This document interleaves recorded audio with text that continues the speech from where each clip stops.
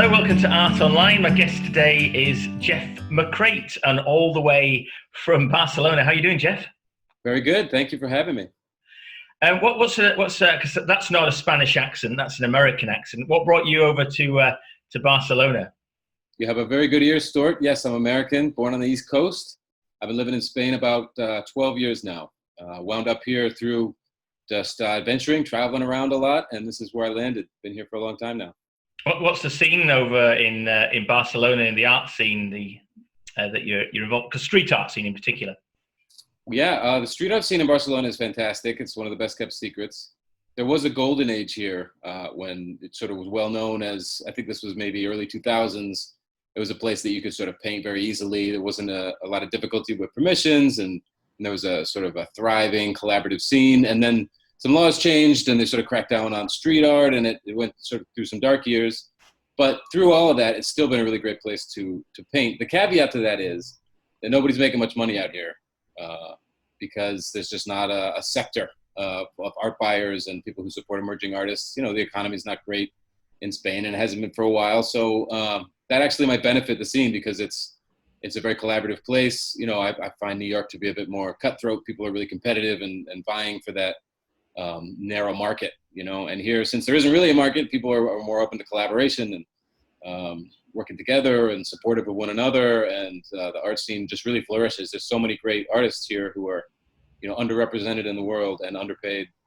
But hey, you know, you do what you can.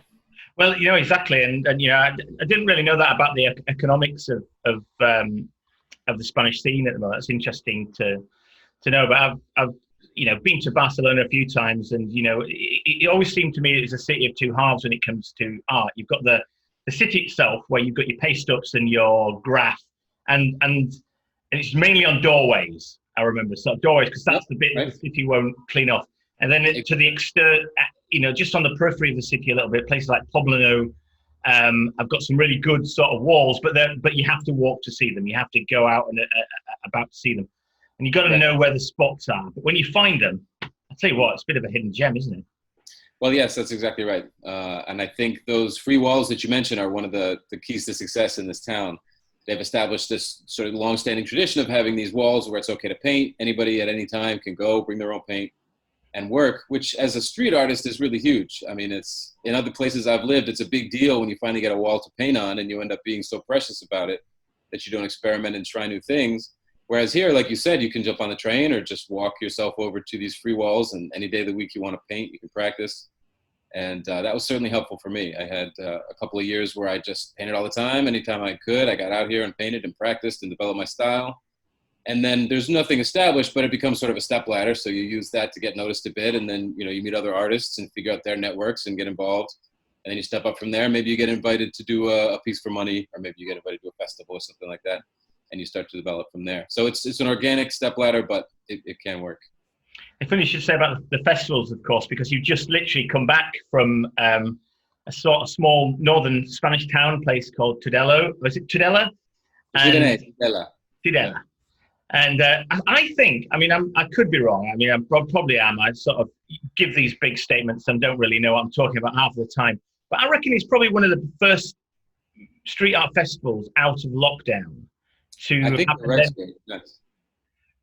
There have been a few other little ones, but this was one of the first ones because we were still technically in lockdown when the festival happened. And that, I think, is a testament to the bravery and perseverance of the organizers. They really were fearless and took all the measures that they needed to take. It was a small festival. There were just three of us painting, and then the organizers and photographers, support staff and things. So 10, 12 people maximum, and we were able to sort of take precautions. But yeah, what a treat, what an honor to be able to get out there and be invited to this great festival, beautiful northern town, and get to paint and get all the press. I was a little nervous, honestly. I thought other painters might start to hate on the festival and, you know, what are you guys doing out there painting? You know, what's so special about you guys? But so far the reception has been great. Well, some great pieces. I mean, from what I've seen, amazing pieces. I mean, some really high quality stuff. So tell me about the festival first of all, then I'll ask you about your mural that you did there. Sure. Great festival. I think this was the 7th edition, if I'm not mistaken. Yeah. It's been around 7 to 10 years, somewhere in there. Tudela is a small town in the Navarra state of Spain. Beautiful area. I think maybe 30,000 people in the city, a lot of history, great quality of life, beautiful river, the Ebro goes right through there, agriculture, classic Spanish example of good people living a good life, simple style. So great to paint there, and the organization was flawless. Jorge Herrada is the organizer of the event, and then he's got his support staff. They've been putting this together for years, so they've really worked out the kinks. It was well funded. We were well taken care of. Well documented. The whole process was great. And what did you paint there? Because I've seen yours. It's quite a dominant sort of piece that you've created. Yeah, it was a great wall, a beautiful vertical wall, about two and a half stories, facing the Ebro River. Great visibility. You see all these Spanish roofs over, across the shoulder of the painting, and the cathedral in the background. So beautiful. I was honored to have the spot, and it just called for something, bold, but also considerate, because this is something that you can see from a lot of different parts in the city. So I had to be careful not to paint something that would be controversial or, rub people the wrong way. I really feel that there's a responsibility in these festivals, especially, to consider the people where you're painting. It's not about me painting what I want to paint. It's about trying to integrate as well as I can into this place, and this time. And this time was really, obviously dramatic for everybody with everything that's been going on this year and lockdown and everything else.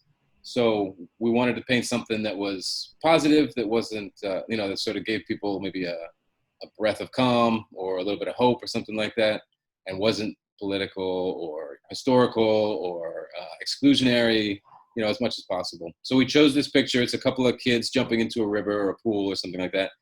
And you can see the look on their faces. They're just enjoying the moment. They're not thinking about yesterday or tomorrow. They're just totally in it. And that was really the message of the piece, just to try and enjoy the things that we have now in the midst of insecurity and everything else. And what better way to represent that than a couple of kids having a good time?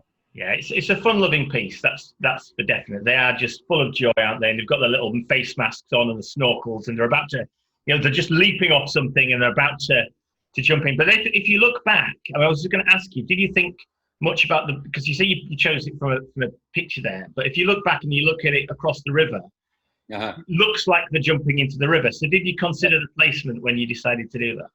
We did indeed. Yeah, we definitely thought about that. And all this is in working in collaboration with the organizers. I would bounce ideas off of them and say, what do you think? What are we going for this year? And they made it clear that in past editions, they've touched on historical themes and all kinds of other stuff. And so really, we just wanted to find something that the people of the area could sort of take on as their own and identify with, that was their own image and their own picture, and something that referred to the place where they live. Nothing less, nothing more. So yeah, and we thought about the river. It was, great visual. You can get a great shot from across the way.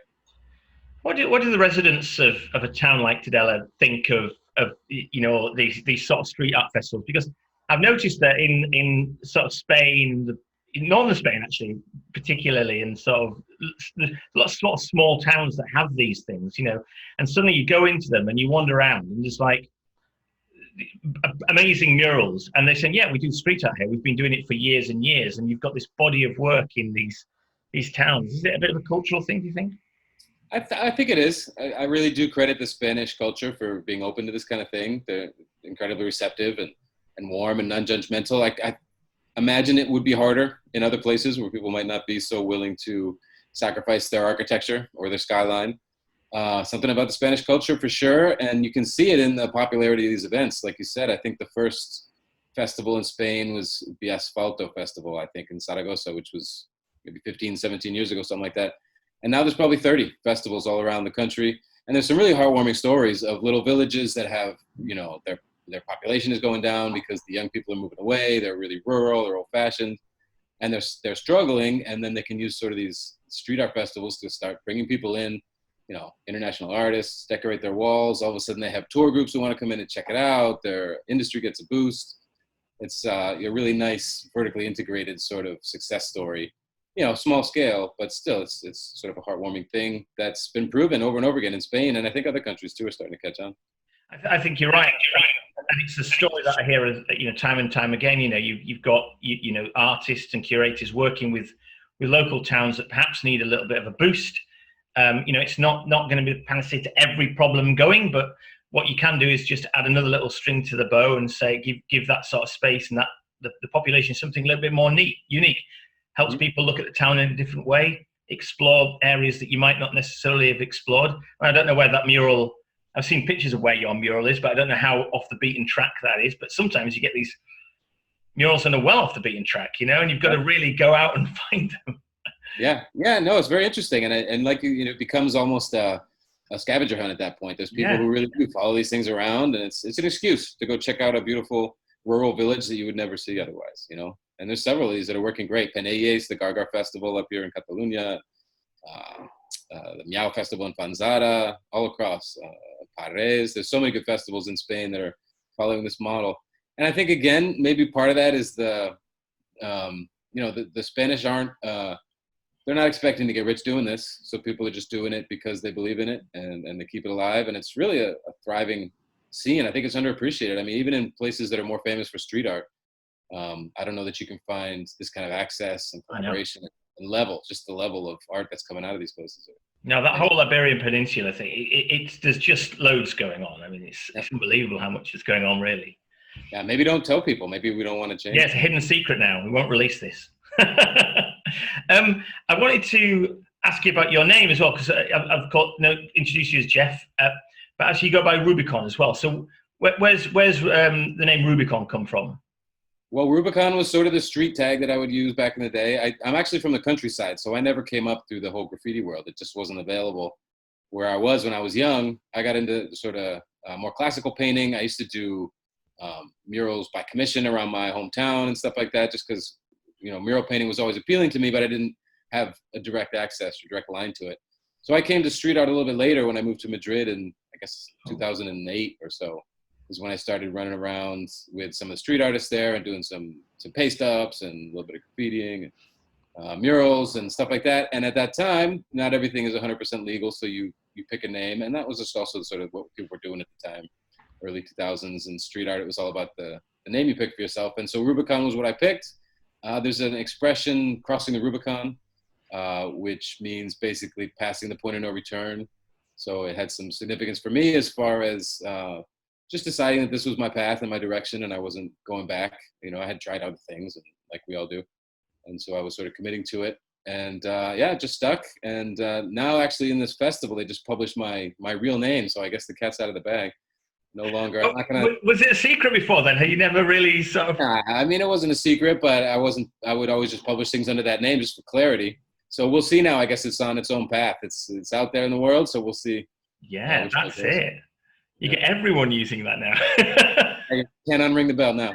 No, you can't. So, I mean, but that's interesting though. So you first decided to do the street art when you got to Madrid, when you were living in sort of northeastern United States, where there's obviously a great graffiti and street art scene. What was the first? Had you ever thought about dabbling when you were back over in the States, or had it been on your radar? Oh, absolutely, yeah. So I'm from Maine, which is the state north of Boston. So it's quite rural, and there's no urban art scene there at all. So, you know, even though New York was in the same country, it was still an 8-hour drive away. And when you're 16 years old, that's, you know, might as well be on another planet. So yeah, I just didn't have access to that stuff. Although it was on my radar, absolutely. I mean, I remember going to New York with my parents when I was probably 4 or 5 years old. One of my first memories, you know, and getting on the subway in New York and seeing the painted trains. This was probably 84, 85. Oh, right. Like, and just being, you know, like intimidated and amazed and sort of curious, like who would do what, you know, it didn't process, like this isn't sanctioned. So how can they get away with this? And what is this culture? It was definitely something that imprinted itself on me. And just seeing the trucks as you drive into the city, seeing all the trucks that are all tagged up and stuff, which was nothing that was familiar to me. It's like an intimidating but exciting sort of energy. So that probably planted a seed early on. And then, I remember, you know, early 2000s when digital cameras were new and street art was kind of a thing now. It had been graffiti up until then, and then it sort of morphed into this sort of mashed up art students coming back into the scene and using graffiti, all that evolution that we all know about that happened in the early 2000s, that started to come up. And there was like the Worcester collective blog and sort of this web presence and stuff. And I remember looking at, you know, street art from a distance all through that age. And actually, you know, following some of the people that I now get to hang out with here in Barcelona back in the day who were popping up on the scene back then. And so it's been an interesting process of sort of watching it grow and then eventually coming to an urban place myself and getting involved and then sort of navigating through and getting sort of closer to, circles of influence. Yeah, it's been great. It's been a real pleasure and an honor.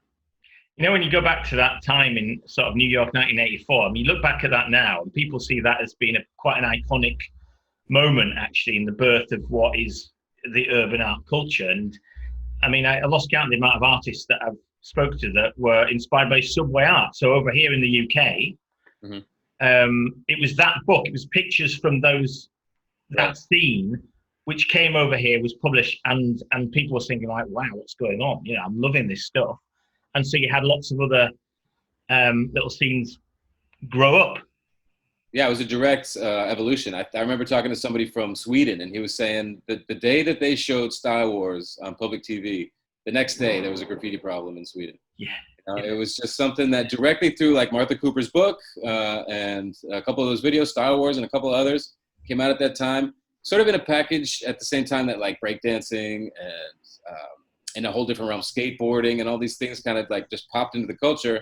And then once they're out there, you can't erase it. You can't make it go away. Skateboarding is just always going to be a thing now. Graffiti is always going to be a thing now.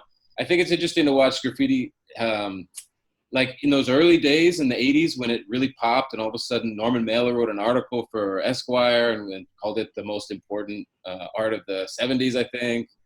It really had a moment, and people tried all those things that we're doing now. You could see it in the Beyond the Streets show that they had that Gassman put together in New York this last year.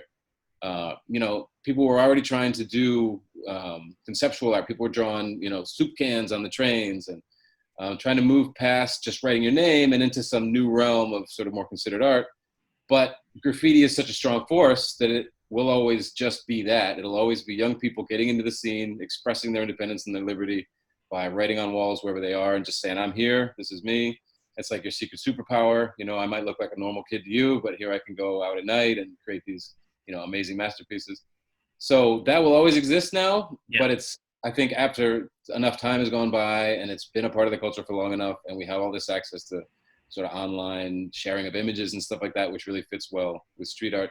I think it's built now so that there's several branches, and it's hard to even define. There's street art, there's contemporary muralism, there's graffiti, and they all blend and mix, but they're all sort of distinct branches that go off into the world, So when you moved to New York, getting all my cities mixed up, you moved to Madrid. What was the first mural do you remember the first mural you did, and what prompted you to say, right, okay, I'm gonna do some street art now? What was the thing? I do, yeah. Well, I had a little kid at the time, so I was stuck at home a lot and I couldn't get out. I still have the kid, he's grown up now. So I have a little more independence. But so there was this place called La Tabacalera, which was an old tobacco factory in downtown Madrid that had sort of been co-opted. I think it was a squat for a while, and then it eventually got itself organized and got some funding, got tied in with the city government, and was now used as like a place for workshops and sort of self-organized social projects. There was like a area that did gardening and a circus arts place. And one of the workshops that they sort of had ongoing was this street art workshop called El Keller, organized by Cyril23, who's a great artist in Madrid. And so I just started hanging out there. I started drifting in. They had like an open hours night once a week. So I would, leave the kid with his mom and go out. And I remember bringing a can of black and a can of white Montana spray paint and just starting to mess around there in the tunnels and sort of like quickly come up with a style that really worked. And then after that, it was off. Because I also got to meet some of the people in that taller, in that workshop, who were active on the streets. I started to go out with them. And that's really where, I sort of brought drawing and painting out of the studio and into the street for the first time. Bit of an apprenticeship. I've done commission murals before that. Like I'd done like coffee shop murals and mosaics and all kinds of stuff like that. But it's really a different category when you're doing something for clients than when you're, expressing yourself artistically in your own way, illegally in an urban environment and trying to interact with it and, play that game, impress your friends and hang out and one up each other. And that whole, energy was really helpful to give me that push I needed, It's a good learning experience, right? So you're getting out there. I presume you're stretching yourself at that time. You're trying different things, and you're probably learning from these guys as well. Right. Quite a Sure. bit. Yeah, just technical stuff too. You know, like how do guys get up on those spots? You know, what do they? Is it all in a backpack? Do they have a trolley? Do they, you know, bring ladders? What's the deal? Yeah, massive rollers and stuff like that. Yeah. All sorts of tricks, isn't there? Well, that's a big thing in Spain. I don't know if you've tuned into this. They're calling it like the school of the round brush. There's a lot of painters now who do massive work with brushes and house paint. You know, really painterly stuff, mixing colors. And I think there's examples of it in other places, but Spain is really a hotspot for that style, which I think is interesting, and I think it's sort of catching fire. You get a bit of it over here, and I've seen a sort of bit of it, you know, around, and people got sort of different reasons. So I think some of it is just about getting up, and some of it maybe it's just about not wanting to use spray cans as well. I know there's a bit of a concern in some quarters about, you know, the use of spray cans and stuff like that. Sure. The environment. Well, yeah, and they're expensive too. I mean, here in Barcelona, we're lucky because the factory's next door, so we get cheap cans. But anywhere else, $8-10 a can. I mean, come on. Yeah, that's good. So what's your practice now? So I know you street art. Seen that amazing mural in Tudela. What do you do in terms of your art practice normally? Yeah, well, these days everything's slowed right down, so it's hard to say. The festival season is going to be thin this year. You know, probably if I'm lucky, maybe I'll get to paint another festival this year, but I'm not even counting on that. In the meantime, I'm doing a lot of studio work. I've been preparing canvases for a show that I was supposed to have in May in New York. This is a gallery show, but that got postponed, so it's all right. It just gives me more time to keep on making work and make a really nice selection for that show. And that's it. Just hold down the fort and see how things start to open up. How has it been out there with the whole lockdown situation? And you say that you know the art scene sort of thinned a little bit. I think that's certainly happened everywhere. It's certainly happened here in the UK. Lots of shows cancelled. Festivals gone.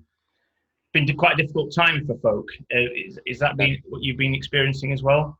Yeah, I think so. I mean, I was lucky. I feel like I have an okay situation. I can ride it out. But if this had happened in a different year when, you know, I was really depending on that next paycheck, then yeah, I would have been really hurting. So I really do feel for a lot of people out there who are just struggling as artists and don't have, you know, any kind of infrastructure or safety net. And yeah, when everything gets yanked, all the projects, it can really be a crisis. So yeah, it's been rough. It's been rough for everybody. I do feel glad to be in Spain. I feel we had one of the strictest lockdowns, and in retrospect, it seems like that was probably a pretty smart thing to do. So we're getting open again now. We're not all the way there, but things are starting to happen, and people have the assurance that drastic measures were taken early. And I see, you know, I'm American, so I watch my country with interest, and they didn't do that, and it's really not good. So no, not good at all. So it's in some ways it was a good place to be. Right, well, Jeff, thanks very much for talking to me. Thanks for talking to us online. Been brilliant to learn more about you and your art. And yeah, amazing mural in Tudela. It's one of the highlights of the reopened season so far. Fantastic. Well, thank you, Stuart. Keep doing all the good work that you do. Thank you, mate. Cheers.